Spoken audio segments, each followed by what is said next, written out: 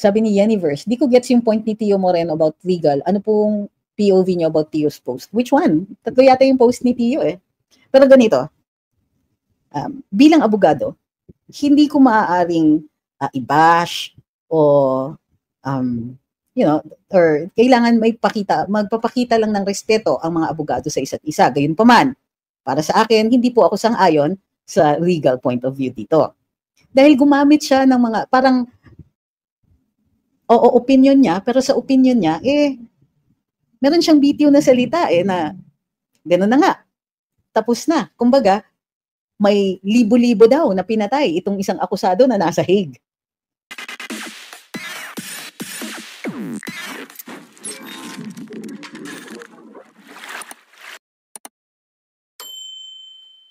Kung babasihin niya ang kanyang legal opinion sa kanyang opinion na mayroon ngang pagpapatay, mayroon ngang mga ganon, then that colors her opinion, diba? That her belief that there has been killings attributed to the person accused in the Hague. Hindi ba ano na yun? Parang sinasabi niya na base lang daw sa batas, tama yon, base sa batas, ganito. Pero ayusin natin ayusin natin. Gusto ko talaga mag-ingat sa sinasabi ko. Doon sa portion na teka, kunin natin yung basehan ko. Hanapin natin. Hindi ko plano sanang anuhin yan i-discuss yan pero sige, andyan na yan.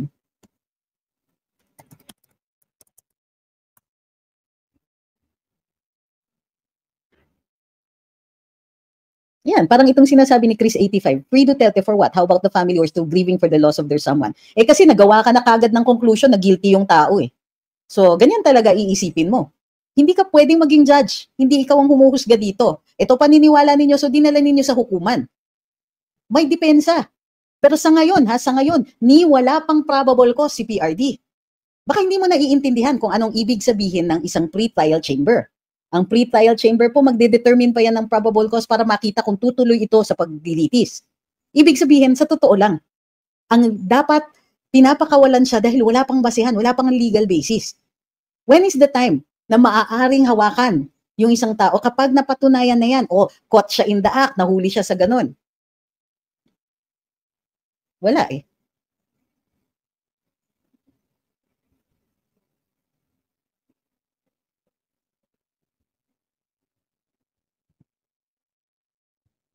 Okay.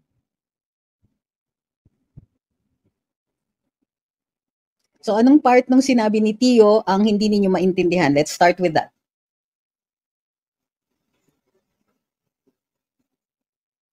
Walang tanong? Sabi ni Aisha, hindi ba pwede mag-people's initiative lang ang ordinaryong mga Pilipino? Yung plain kagustuhang pumirma. Grabe, sobrang disappointed na talaga ang mga tao sa nangyayari ngayon. Paano pa tayo mamumuhay? Diyos ko, 1K ang per day for meals. And imagine 58 na ang palitan ng dolyar. Kung hindi maagapan, lugaw-lugaw na lang tayo soon. Hi Sir Maxi, yes, we're live. Sabi ni Zara, nagulat din ako dun sa POV niya. Hindi ko nga tinapos yung vid kasi parang may conclusion siya at yung accusations kay PRD ay totoo. So dun sa nagsasabi na families grieving for the loss of their someone, unang-una, ang desisyon na dapat gagawin base dun sa pagkikilati sa ebidensya ay kung may jurisdiction ang ICC dito sa isang taong ito. Bakit napaka-stricto? Bakit puro inaalaw ng pre-trial chamber na tinotroll ng prosecution ang depensa? Bakit ang pamilya ng akusado nire-restrict sa pagsasalita? Ano ang hindi nila gustong masabi? Ano ang hindi nila gustong marinig? Ngunit malayang-malaya ang mga nagrereklamo na magsalita. At hindi lang ordinaryong pagsasalita. Magsalita tungkol sa kaso, i-discuss ang mga merito ng kaso, at i-troll o akusahan. Hindi lang ang akusado, ang kanyang abogado, ang pamilya. Doon pa lang nakikita natin na maaari talagang ireklamo ang paraan ng umiiral dito sa pre-trial chamber. Ang gusto ni Attorney Oliva, huwag daw magsalita. Be submissive. Submit lang. Ngek, nag-submit ba ang US? Nag-submit ba ang Israel? Nag-submit ba ang Russia? Nag-submit ba ang ibang mga bansa na matapos na mag-announce na mayroong warrant yung kanilang liderato o mga mamamayan? Nagsalita, nag-ano ba sila? May ginawa ba sila? Nag-submit ba sila? Hindi natin maihihiwalay sa konteksto na ito ang mga nangyayari sa International Criminal Court's pre-trial chamber. At kung gusto nila, sige, patahimikin nila ng patahimikin ng pamilya, pero hindi nila tayo pwedeng patahimikin. Ang reach ng ICC hindi umaabot dito. So yung sinasabi ni Attorney Oliva na dapat mag-submit na lang at hindi dapat tayo maingay and so on.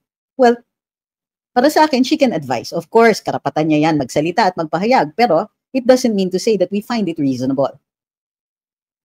Tama, sabi ni Tatay's Grind, Regal's last lines, that thousands were killed. He jailed thousands without due process. So these are conclusions. Conclusions, absent a trial and absent any evidence. At it colors her opinion. It's not a problem for Attorney Regal to give an opinion. Tayo, parati nating sinasabi, kahit hindi tayo agree sa opinion ng taong ito, or kahit sinong tao, nire-respeto natin, ay ina-allow natin, sige lang. But it doesn't mean that we have to agree. Mayroong iba naman na masama ang loob. At sinasabi nila na all this time, ang opinion na nilalabas niya ay kahalintulad ng sa karamihan ng mga nag-follow sa kanya. Nakakaramdam sila ng lungkot at nakakaramdam posible ng pagkabudol. Parang masyadong madalas na yata tayo nabubudol kung kaya't mabilis na rin ang mga ganyang kasagutan. Ganyang mga pakiramdam natin. Para sa akin, well, again, nirirespeto ko si Attorney Regal. May karapatan siya magsalita, magpahayag, magbigay ng kanyang opinyon. Kahit dito sa kaso na to. Hindi ibig sabihin niya nag-agree tayo. At alam din natin, base sa sarili niyang pananalita, ay gumawa siya ng konklusyon. Conclusion that colors her legal opinion. Again, nothing wrong with that. Kung siya po ay pumapanig sa prosecution, again, also nothing wrong with that. Yun lang nga, magkaliwanagan tayo. Yun pala ang opinion ninyo. Okay, then we know. Anong sabi ni dun sa ano? Sa G.I. Joe?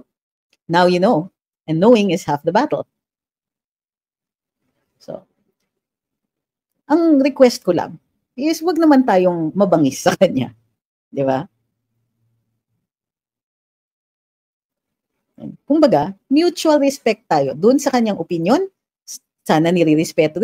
Mukha naman nire-respeto niya ang opinion ng iba. So, tama yun. Quietly unfollow, that's okay. Baga, wag naman natin ang awayin. Of course, yung iba, they feel really bad. Wala na akong magagawa dyan.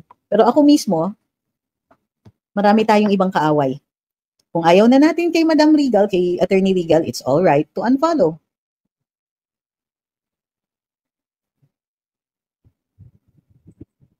Sabi ni Kaupe, lahat mag-ingat din sa fina-follow. O nga naman. So that's it. Para sa akin, okay. At least we know. Kumbaga, kung maghihiwalay ng landas, okay din naman. Dito nga, parati natin wini-welcome yung mga galing sa kabilang parlor. Kasi pag nandito sila, nire-respeto natin ang opinion nila. Pero ang gusto ko sa kanila kasi, they are open about their political opinions. Hindi yung mabibigla ka na lang. Na ay, hindi pala tayo pareho. Ay, hindi pala tayo magkalaban. Mga ganun ba?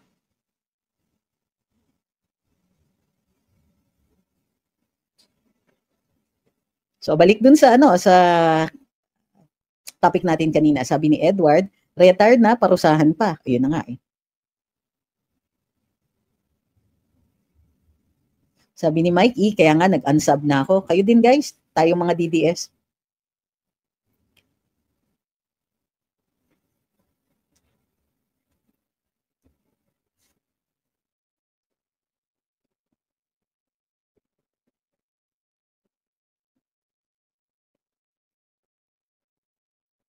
Sabi ni Kilusang Pagbabago, hindi naman makaya ng utak ni Bangs ang mga maniobra at itong mga galawan. Sino-sino kaya ang core group talaga na nagpapaikot sa ikot-ikot sa atin ng mga master puppet ni Bangs? Yan ba ang dapat natin alamin? Sino-sino? Yan ang dapat natin alamin. Okay? Sabi ni Ma'am Mary Lou, yes, if you're not okay with her, unfollow. Iwas stress. Tama.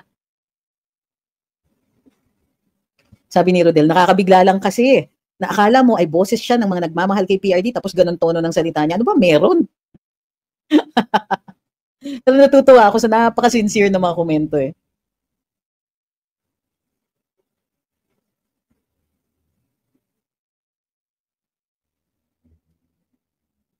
Sabi ni GL, guest pa naman siya nun kay Baste sa kanyang podcast.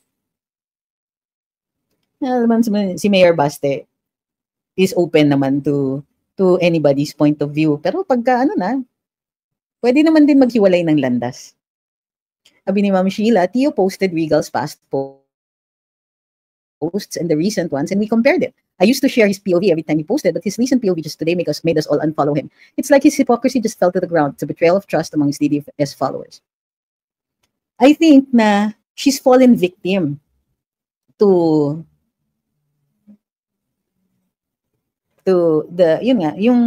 what some people do, no? There are some vloggers who, in pursuit of a large following, will take the line ng DDS. Tapos pag marami na, dun lalabas yung totoong kulay. May budol talaga.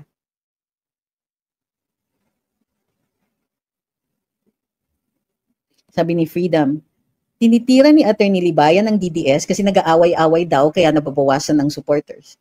Kung hindi naman DDS si Attorney Libayan, he's just commenting because sa totoo lang, he doesn't care about us. Diba? However, I would like to point out na, well, hayaan nyo na siya. Para sa akin kasi, there's no point in picking fights with people who will never change their minds about us and about anything else. So, okay, wag tayong makinig sa kanya.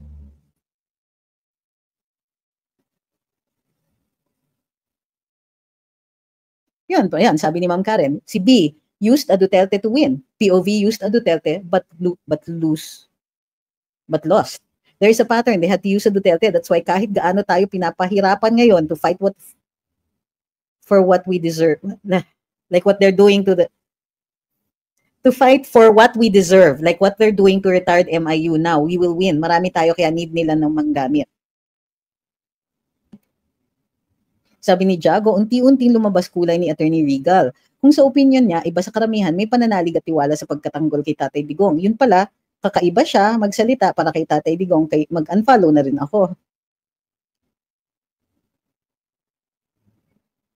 Sabi ni Anthony, di kaya may outsourcing ang admin sa kanilang strategy ng abuse of power? It's possible.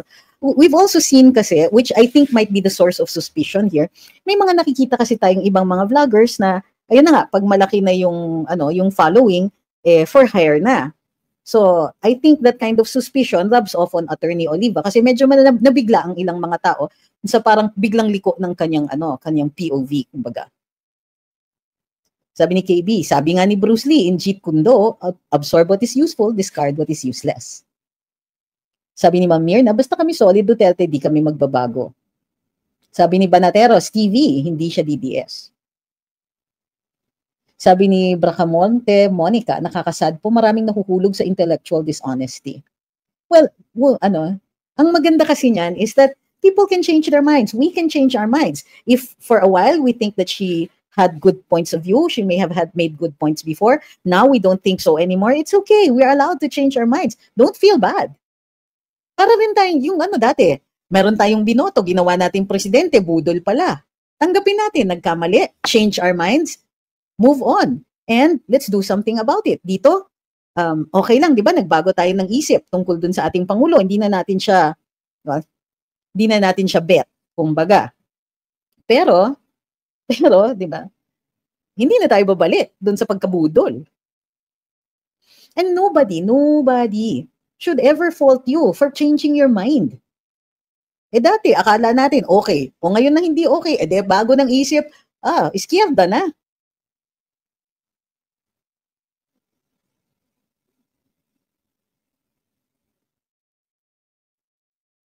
Sabi ni AA, kaya nga sa 2028, ingatan natin ang mga boto natin. Alam ng mga yan, malakas ang DDS. 2 consistent terms na nakapagpanalo tayo ng presidente, mabuti na maglabasan ang tunay na kulay ng mga yan. Which brings me to another point. Okay? Dahil nga, ang pinakamalakas sa ngayon na kandidato ay si VP Inday Sara, tuloy-tuloy ang paninira sa kanya at paninira doon sa mga posibleng sumuporta sa kanya sa susunod na eleksyon. Pinagbabantaan ang ilang mga oligarko o mga mayayaman na posibleng sumuporta kay VP Inday. Ang pananakot hindi po limitado sa ating mga retired military, kundi pati sa mga malalaking negosyante at sinasabihan sila, baka mamaya may LOA na kayo sa BIR. O baka mamaya niyan, may Senate investigation o congressional investigation or some sort of investigation para lang para malaman ng mga may perang ito na kung sakasakaling magpakita sila ng suporta kay VP Inday Sara, ay makakatikim muna sila ng panggigipit na baka pagsisihan nila. Lahat po tinatakot, hindi lang po tayo. Or hindi lang po yung mga tinatawag sa Kongreso, hindi lang po ang military or retired military, hindi lang po ang mga yan or tayo. Kumbaga, lahat tayo one way or another ay nakakatanggap ng form of pananakot.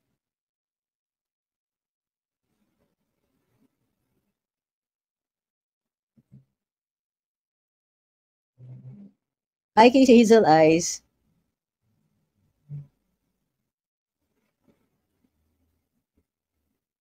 Sabi ni Ryu, cliche as it may seem, still respect begets respect. Good point.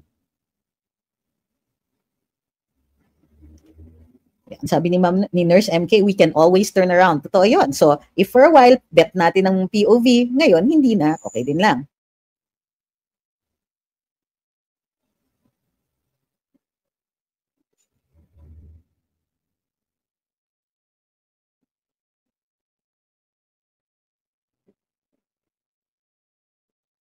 Sabi ni Shin, ang cool and chill talaga ni Attorney Trix mag-explain about legal-legalan. Uy, nakakakalma sa nag-iinit na ulo sa mga nanggagamit bago lang, para lang sumikat. Well, para sa akin kasi, ang kalaban talaga ang administrasyon. Kung mayroong mga nambubudol sa atin or nanlilin lang sa atin para gamitin yung numbers natin, the moment we realize, unfollow at kalimutan na yung mga yan. Huwag na rin bumalik. Kasi kung kaya nilang ibudol tayo ng ganito, baka ulitin pa. So wag na. It's perfectly fine. Alam natin, nagkamali tayo, may mga ganun, may mga napabilib. Pwede rin naman umalis.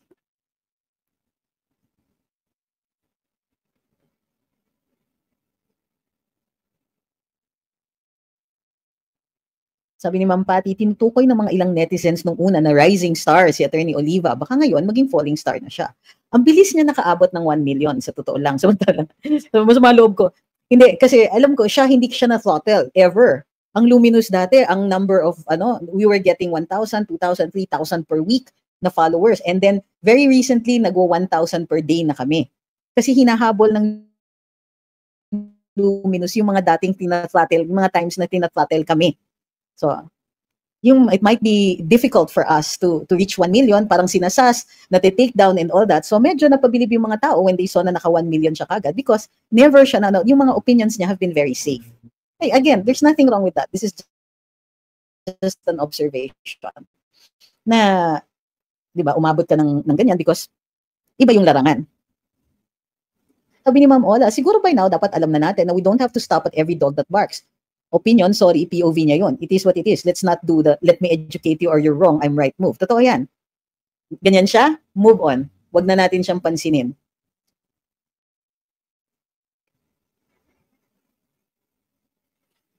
Sabi ni Jose, sino po kaya na nasa isip ni BBM nang sabihin niyang mahiya naman kayo?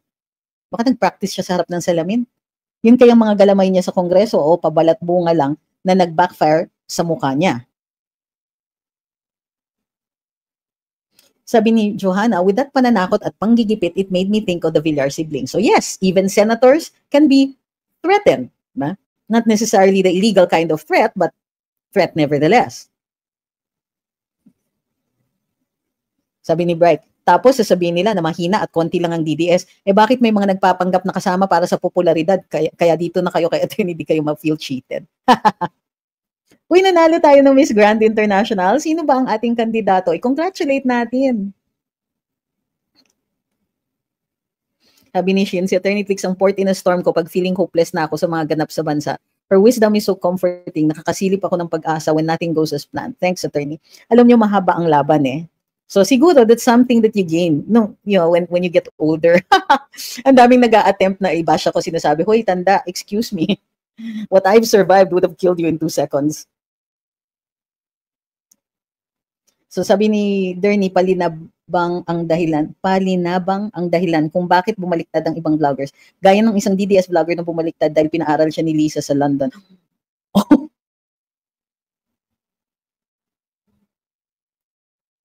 Sabi ni Hazel Eyes, ingat na lang tayo dahil marami na talagang patriots with a cost. Galing ah. Emma Tiglao ba? Congratulations. Sabi ni Chester, I thank you. Yan si Regal POV, noon ko pa alam na hunyango yan. Ginagamit niya lang mga DDS para lumaki following niya, basta ako solid DDS ako. Congratulations kay Emma Tiglao. Ganda talaga. Sabi ni Ma'am Nurse, uy, and because she's a healthcare worker, sabi niya, I noticed DBM is always gasping for air when he speaks in public. I hope it's only nervousness. Sabi ni Louie Lee, correct.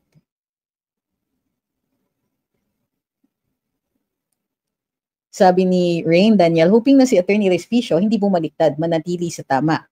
Pero Attorney Respicio is pretty open naman about his leanings. Di ba sinabi naman niya na na Marcos loyalist siya? But I think it's for the father.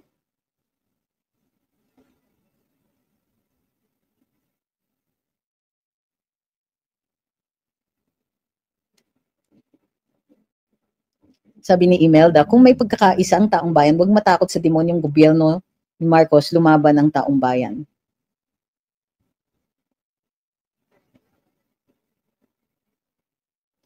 Hi, Ma'am Susan. Sabi niya, would love to see you po when we come home. Kailan po uwi nyo? Limited kasi yung time namin dyan. Thank you for all you do and stand for. God bless. Love all the way from London. Hi, Ma'am. Let me know dun sa sa ating group GC. Kung hindi pa po kayo nandun, paki-send a message to me dun sa personal account ko, yung may blue check, and Dion will put you in the GC. Sabi ni Huling on TikTok, Regal was once the treasurer of Martin's cousin.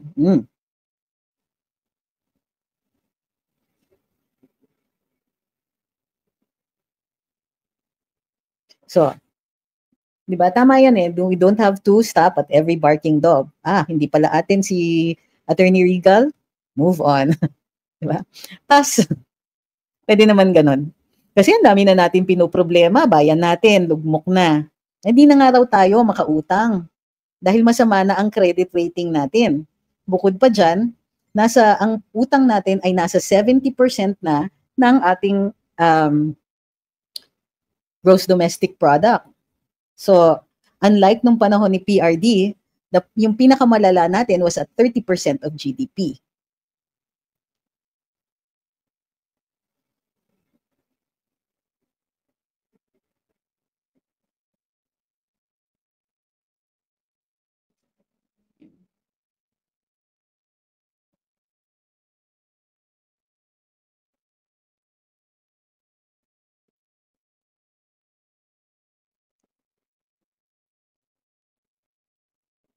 So may mga pumapasok na feedback tungkol dun sa teaser namin sa Bilyo. Natutuwa ako kasi first time, ang Bilyonaryo kasi is leans towards the admin, di ba? So syempre, hindi ako the most popular person to be to be a host on Bilyonaryo. But ang tingin ko kasi dyan is we should be going into the lions den. Kailangan kinakausap natin yung wala sa comfort zone natin para doon makakapag-convert tayo kung sakali.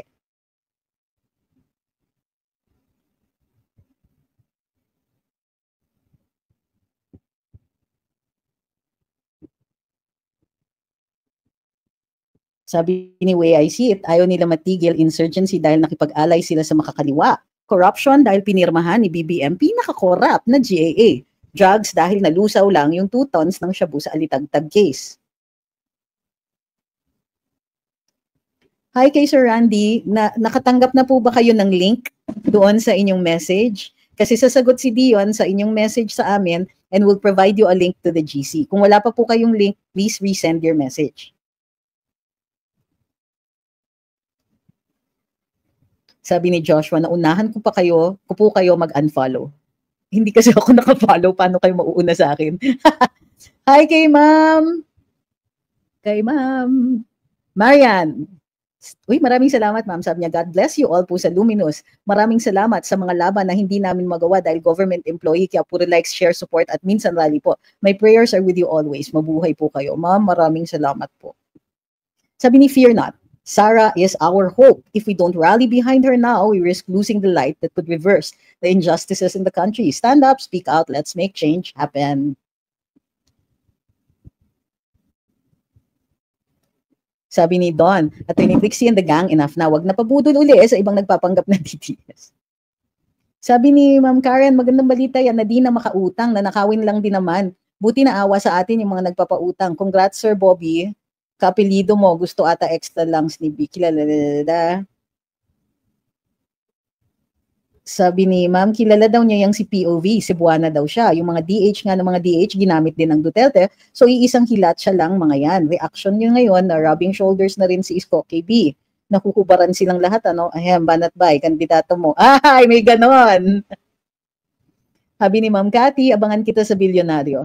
I suppose sa umpisa, we will have to, medyo mga, pakiramdaman pa. Kasi, kumbaga, we'll see how it goes. Sabi ni Arnold, bakit natigil yung mga rally? Sino may sabing natigil? Ini-expect niyo ba everyday?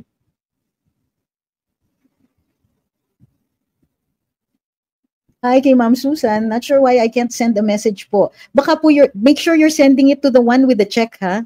Ma'am, the one with the blue check, baka nandun po kayo sa page. Hindi talaga walang messaging po doon.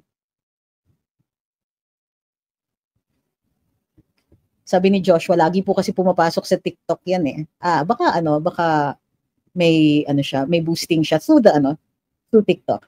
Hi Sir Ken. Uy, thank you Ma'am Gracia. Okay, 11.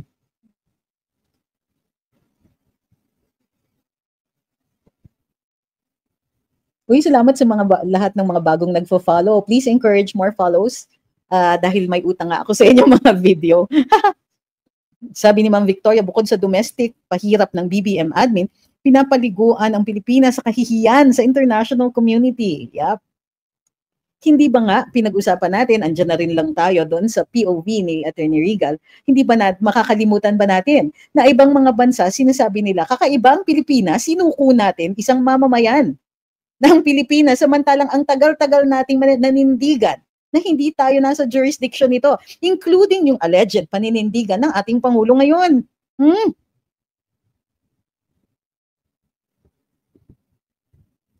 Sabi ni Ma'am Ola, in fairness sa Bilyo, the host's POV is iba sa network like kay Corina when she asked Pinky about Bongo naman ng spotlight. Oo. Hi kay Tatay 888, sabi niya, aside from sharing posts and memes, I suggest we individually send protest letters to each official from top to bottom and express our sentiments. Kahit one sentence lang, punuin natin ang office nila. Check natin kung may mga published na email sila. Notyanis Corner says, nakakainis na ma'am tong gobyernong to. Obvious na panay pa rin deny. Wala pa talaga silang konsyensya. Di yata sila naniniwala sa Diyos. Wala sa ayos. Sa totoo lang, okay, ganito yan. Pansinin nyo ang palakad ni VP Inday. She knows, halimbawa, nahihirapan, unang-una hindi pwedeng manawagan naman si Inday, di ba, ng Marcos resign or anything like that. Kahit yan na po ang ating pakiramdam. Ito ay dahil siya po ang uupo kung mag-resign ng Pangulo. Pero tayo, yun na ang gusto natin. Kung kaya't dapat tuloy-tuloy pa rin tayo sa ating paninindigan at panawagan na ang gobyernong ito ay mag-ayos-ayos o kung hindi naman pala nila kaya, ay umuwi na lang. So, ang laban dito really is with the end in view na magkakaroon ng eleksyon. Of course, we want na a shortcut, pero ang pinatrabaho natin po ay salagin ang tuloy-tuloy nilang paninira sa ating vice-presidente. Ang laban ngayon is for the hearts and minds. At pansinin ninyo, nag-iikot na naman si Senadora Risa Hontiveros. Ang target niya, ang mga Gen Z. Yan daw ang kanyang constituents. At umiikot na siya sa mga universities at campuses. Bakit? Naghahanda na po para sa presidential elections. Dahil wala po talagang magsasucceed na kandidato na manggagaling sa kampo ni BBM. So ito na, iniisip na ng kabilang mga parlor na may pagkakataon sila. Ma-challenge si VP Inday. At itong mga ginagawa ng administrasyon ay tungo din dyan. Ibig sabihin, ang administrasyon at some point aaminin nila na wala silang kandidato na maipapanalo. Kung kaya't, maniniguro sila. Kahit magpalabas sila ng kandidato, susuporta din sila sa kandidato ng next one, basta hindi si VP Inday. And therefore, kung ang Risa Hontiveros yun, susuporta ang administrasyon Marcos sa kanya. Maybe it will be BAM. Who knows? Diba? So, ang laban talaga, kumbaga stop being frustrated na hindi nangyayari yung the big one na rally na iniisip ninyo. Ang laban is every day.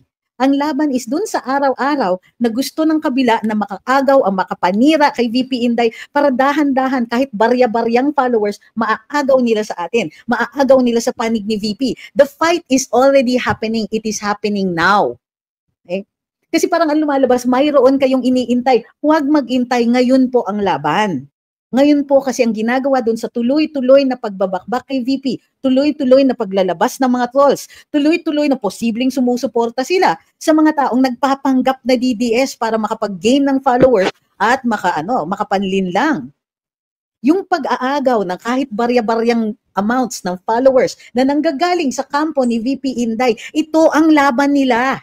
Iniisip nila na, sige, hindi natin kaya ng isang bagsakan na ma-impeach si VP Inday at matanggal siya. Ganon din po yung frustration natin, parallel ang laban natin. Yung kabila, hindi nila kayat sa isang bagsakan matanggal ang pinakamalaking balakid sa kanilang pagpapatuloy sa poder.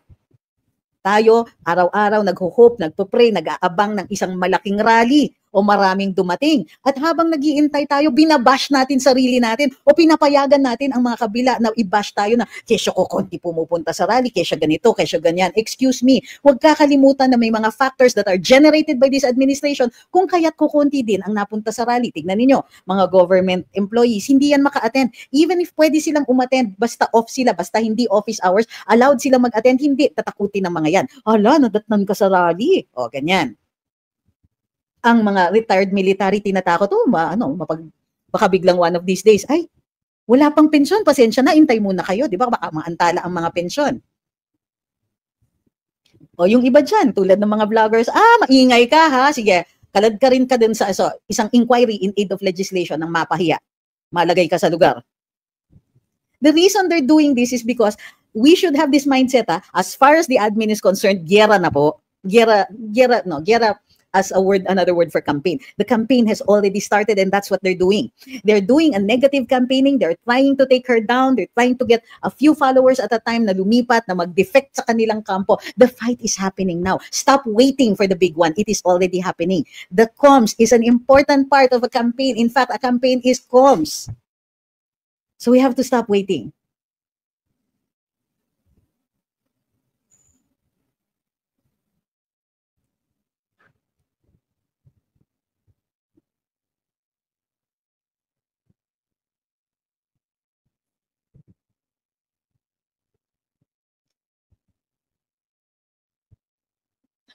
O, di ba? So, namin nagsasabi, ang tagal ng 2028, hindi po matagal ang 2028. Nag-umpisa ng mga kampanya yung mga nasa kabilang parlor, kailangan nilang mag-umpisa ng maaga. Every day, it is already campaign period for them. Every day, babantayan natin yung mga yan.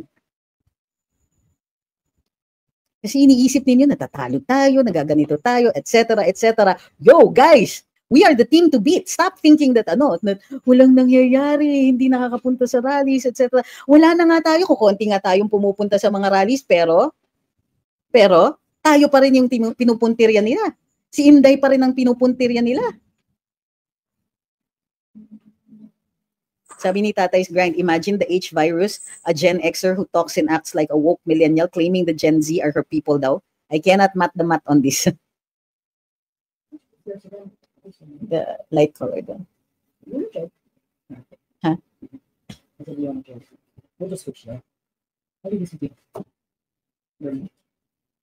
Sabi ni Carlos, good evening. Tama, everyday ang laban sa korupsyon. Huwag natin tigilan para matakuhan sila. Huwag natin kalimutan ang mga pangalan nila. Sabi ni Ma'am Karen, sila mismo, Risa, ang kalat nag-aaway. What will she do? Binisto siya about insertions. Mga DDS nagtalo ng kung sino tunay na DDS, pero isa lang ang sinusuportahan. Sila, ewan, puro budol. I am so excited sa new show ni Attorney. Parang nanalo sa loto yung bilyonaryo. At kayong dalawa ni Attorney Jimeno, si Karen, pinanonood ko doon. Hope more shows pa, manifesting soon. Sabi ni Bash, MIU po husband ko, pinagbabawal po talaga sa kanila mag-comment about sa government, kaya po kami nag-aaway about sa politics kasi pinagbabawalan niya ako. Pero hindi ako nagpapatinag, attorney. Ay, ma'am!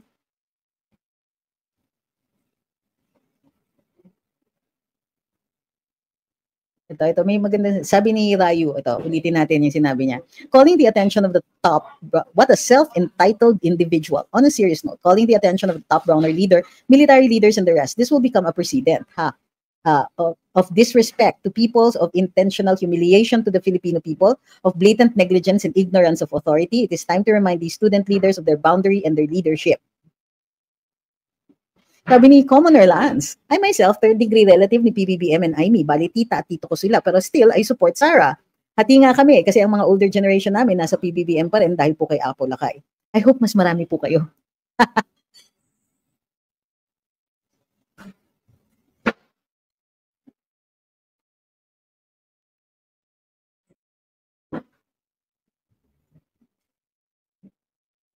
Huwag tayo pasilaw sa mga ayuda, sabi ni Sir Carlos.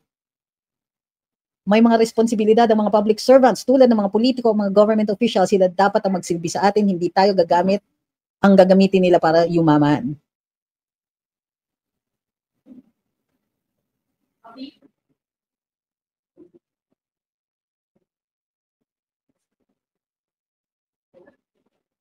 Okay? So ulit, reminder lang po. Itong mga bumabalimbing ng mga vloggers na yung kumbaga na naging popular dahil sa suporta natin, simptomas yan na hindi tumitigil ang kabila. Kasi hindi naman lingid sa ating kaalaman na mayroon talagang mga vloggers na sa kagustuhan nila na dumami ang kanilang mga following ay nagpapander doon sa opinion natin sa DDS. Ngunit kapag malaki na ang following ay nalululong, kumbaga, napupunta sa o naglalabas na ng tunay na kulay. O kaya, dun sa in other cases, pumupunta na sa highest bidder, kumbaga. Sa atin, bahagi yan ng laban. Ganito yan, ha? We cannot get mad at every little thing.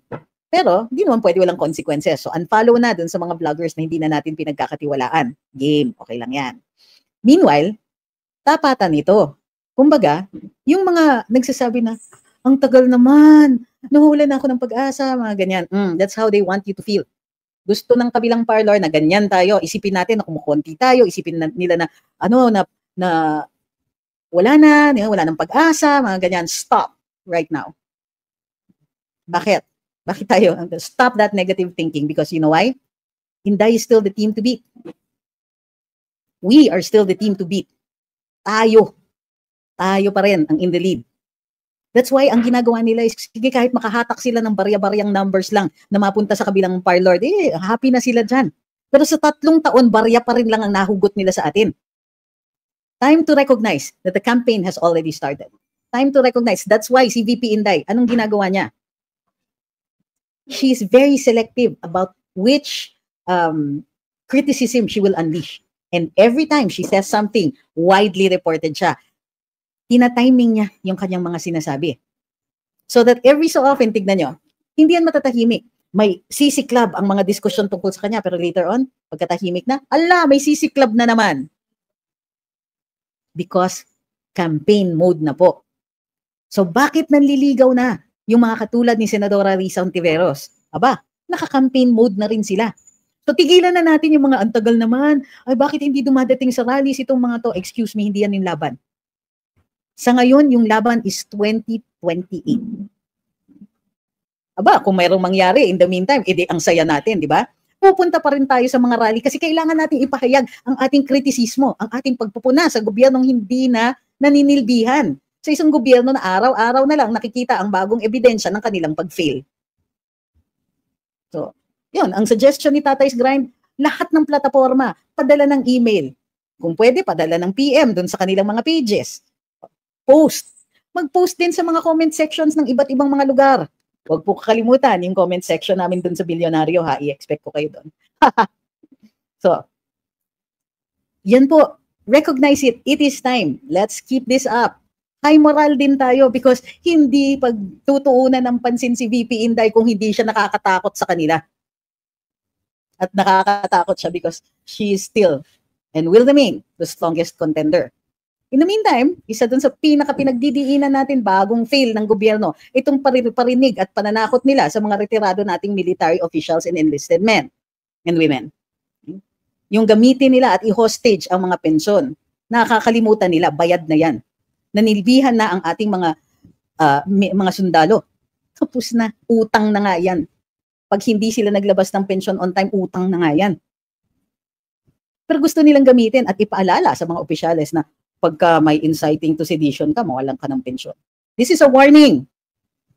Ina-attempt nilang i-control pati opinion ng mga retirado nating sundalo. Good luck with that. But remember this, ha? This doesn't say anything about our retired officials or officers and men. It says a lot about this government na kailangan nilang magpadala ng ganitong klaseng warning. Gamitin ba naman nila ay hostage ang mga pensyon? It is morally reprehensible. Tandaan nila yan. Isipin nyo, sasabihin nila, ini-explore namin yung mga legalities o kung pwede na gamitin yung mga pensyon. Bawiin yan kung sakasakaling mahuli ang mga ito. Ano daw? For fake news. Kailan naging krimen ang fake news maliban sa Article 154 ng Revised Penal Code? Aber nga, false publications. Itong mga to talaga, hindi ba nila nakita na makikita natin ito? Hindi ba nila napansin na maaga pa lang yung mga ganyang klaseng, uy, hint, hint, hint.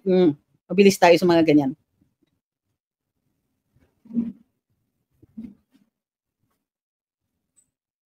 Sabi ni A.A. Reyes, simpleng post lang sa social media natin to spread information, malaking tulong na. Tandaan niyo po, kryptonite ni BBM ang mga taong hindi natatakot at hindi nababayaran. Well said. Paki-repost po yan.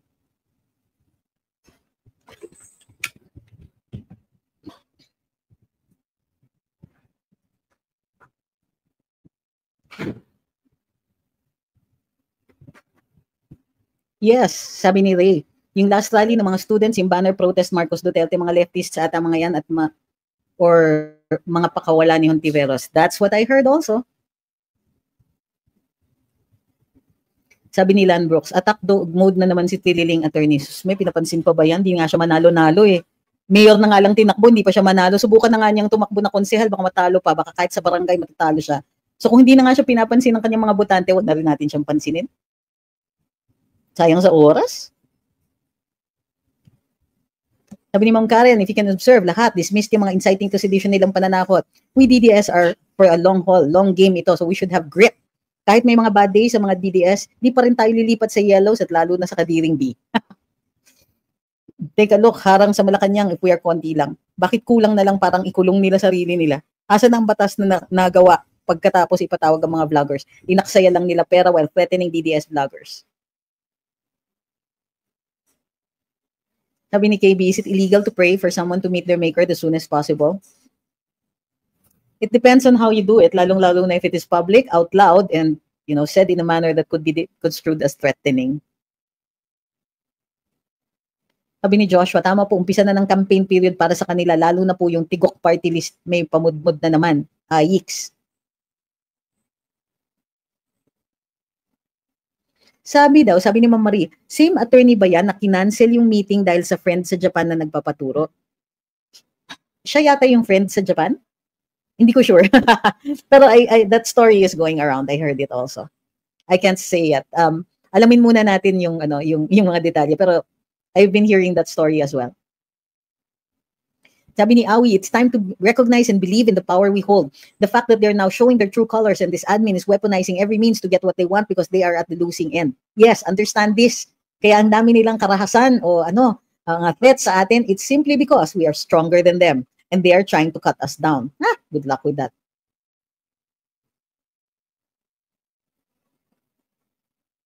Sabi ni Rubes, parang all out na sila ngayon pa lang for negative campaign about VP Sara, baka sa darating na 2028.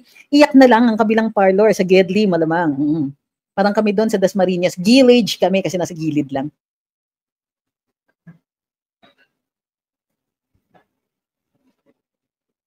Sabi ni Bash, mas matapang po ang army pag retired na. Mga wala na sila sa serbisyo. Hindi na sila mako-court martial eh. Naalala ko dati, sabi niya, pag nakapag-retire siya, ibubulgar niya lahat ng corruption sa hanay nila. Hello? Sabi ni Awi, it's a war of attrition. They have consistently suffered losses and they will continue to do so. We are powerful. Our numbers and our voices are our weapons. Keep your eyes on the prize. And on that note, maraming salamat po sa lahat ng sumubaybay dito sa live natin ngayon. Maraming salamat sa lahat ng nakilahok sa diskusyon at sa napakatatalinong mga komento at mga katanungan. Natututo din po kami sa inyo. At malaking tulong din po ito sa ibang mga mamamayan natin na nanonood, nakikinig sa atin. Meron ganito, sabi ni Ma'am Imelda, baka gusto nakawin ng pension ng mga retired. Alam nyo, considering how cash-starved this government is, naiintindihan ko why that would come up. So, thank you, Sir Bench McNabb. Maraming salamat sa inyong gifts. Okay, so thank you very much. We will see you tomorrow and thank you for being around. Thank you for lahat ng sa lahat ng nagpadala ng stars, ng super chat, super sticker at mga gifts dito sa TikTok. All your support is highly appreciated. Sa lahat po ng nag-share, kung di pa niyo ginagawa, share na po ngayon. At nag-like, maraming suporta. Maraming salamat sa suporta. See you tomorrow. Yung hindi pa nag-follow sa Facebook at sa YouTube, follow na po at lalong-lalo na dito sa ating TikTok. Thank you. Good night. See you soon.